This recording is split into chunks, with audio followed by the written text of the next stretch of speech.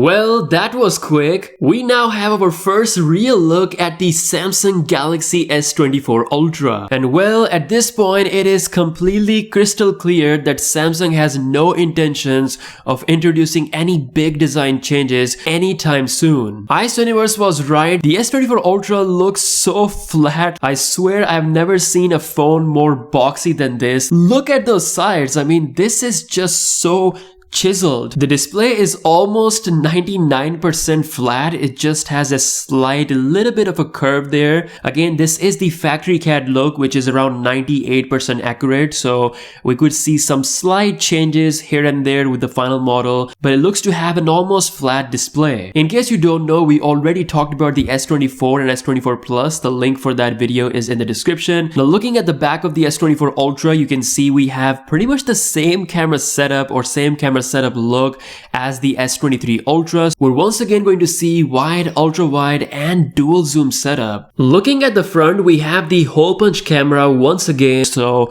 no under display camera anytime soon. It seems like smartphone manufacturers almost gave up on under display cameras. I mean, we expected that to happen in 2024. It's probably gonna take like 2-3 years more. Now at the bottom, we have the speaker, charging port, as well as the S Pen. Now one design change that we have on the S24 Ultra as well, similar to S24 and S24 Plus, is that we have an antenna mark on the side of the device. This is going to be a new and improved brand new UWB antenna. Now surprisingly, at least per latest leak from OnLeaks, Samsung is not leaving the S24 Ultra behind compared to the standard models. It will be rocking even slimmer bezels than the already very slim bezels of the S23 Ultra. Again, I personally think that these phones look incredibly futuristic. Unless your name is S24, I think most people will be completely fine with how this display turns up. Speaking of S24, he revealed the entire display specs of the S24 lineup, and best thing to see is the 2500 nits of brightness coming to all displays,